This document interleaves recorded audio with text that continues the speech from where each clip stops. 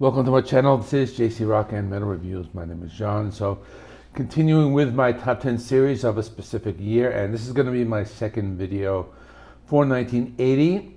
There were so many great albums, so that's why I wanted to split it into three videos, being heavy metal, hard rock, and rock. So, in this video will be the top 10 hard rock albums. I will be ranking them in my opinion, and I do understand that this categorization is kind of subjective. I know a lot of bands that I include in this list might be considered heavy metal, or maybe some of the bands I had in the previous list could have been considered hard rock. So I just thought it was an easier way for me to do 2 or 3 top 10 lists for a specific year. So anyway, that's my reason for this. And I want to include some honorable mentions. These are some bands that didn't quite make it. So I have, the first one is Blackfoot with Tomcattin. Now this was a band that's not very well known. Think of a band like Lynyrd Skynyrd, but maybe like a little bit heavier. Maybe like Lynyrd Skynyrd meets AC/DC, that type of sound. So it was a pretty good album, but didn't quite make it. Gillan with Glory Road. So this is Ian Gillan's solo band when he was not in Deep Purple. Pretty cool. It does have a Deep Purple sound. That one didn't quite make it. Crocus, Metal Rendezvous. Crocus were a band similar to like AC/DC. This was a decent album, but it didn't quite make the list. Gary Moore with G-Force. He was a guitarist. And again, this one didn't quite make it, but it was a good album. Then UFO, No Place to Run. This was a good one, and I know a lot of people like the band UFO, but for me, it didn't just quite make the list. Triumph, Progressions of Power.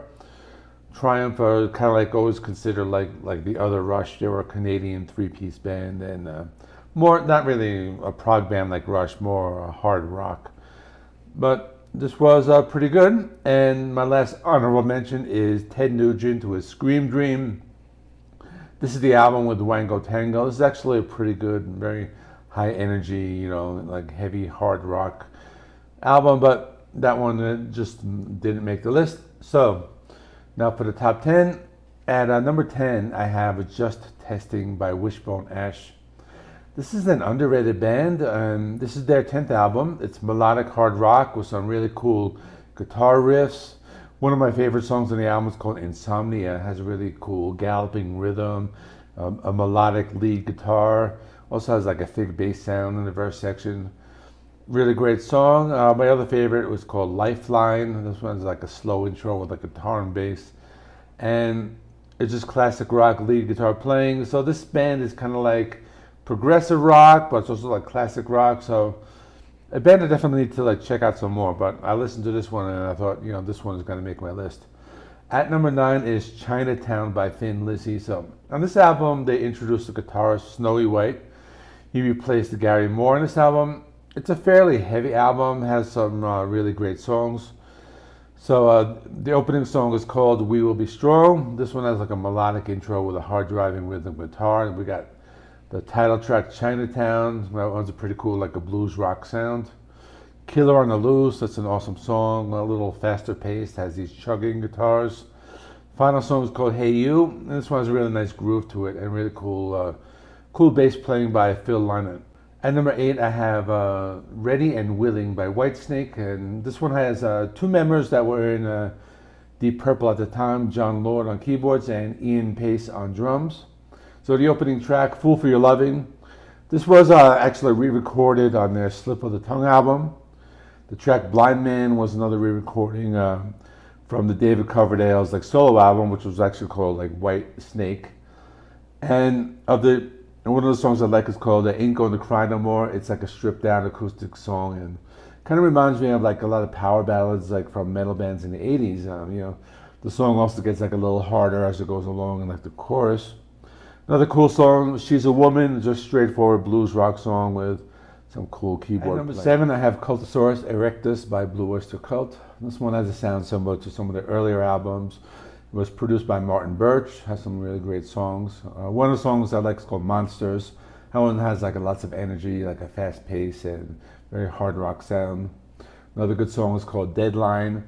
This one has a really cool bass line, and if you listen to the band Ghost, it kind of like sounds a lot like them, but it was of course like 30 years earlier. But again, you could tell Ghost kind of like was influenced by like a song like this one, and the other song is called Hungry Boys, and this one has really fast piano playing and some pretty like new wave vocals. I thought that was pretty cool.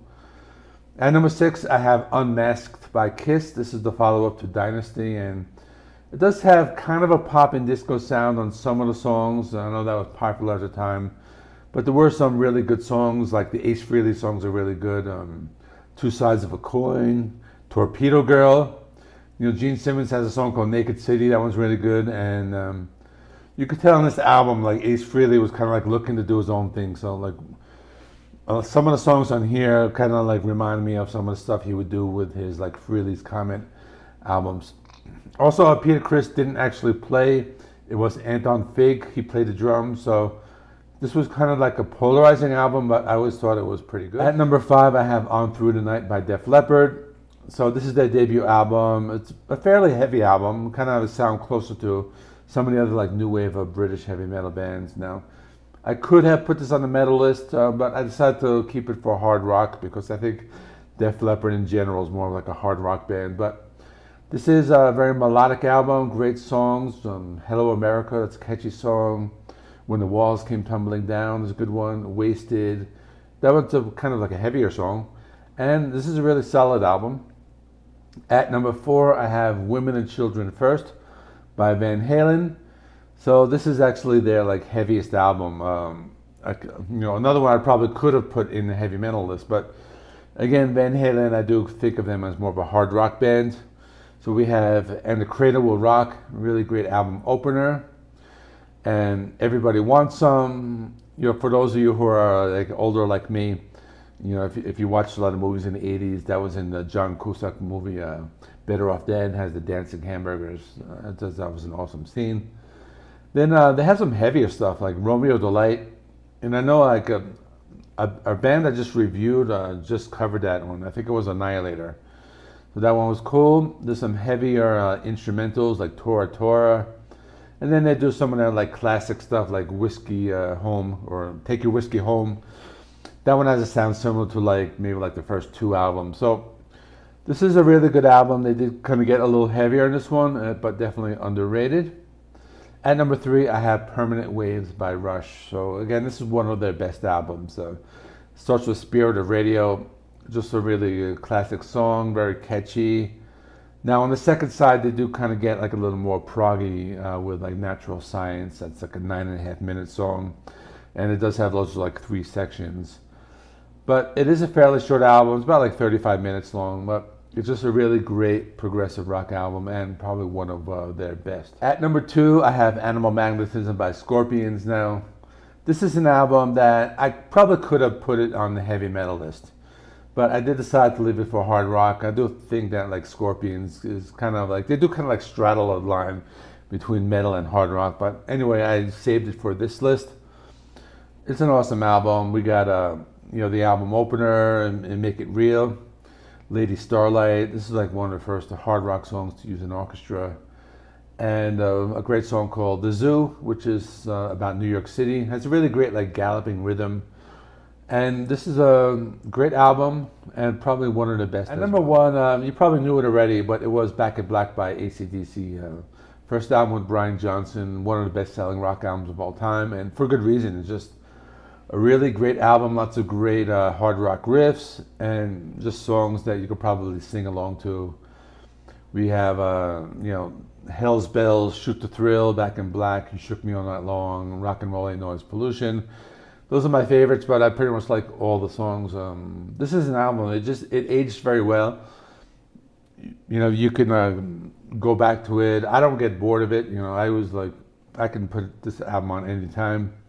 And that's why it's my number 1 album. So, that is all. I will be continuing with 1980, but I will be doing like rock albums. So, bands like REO Speedwagon, David Bowie, U2, Pat Benatar, Genesis, Billy Joel. Those are just a few of the options that might be making the list. I need to listen to a bunch of albums again today and then I'll compile a list for this video tomorrow. So thanks for watching.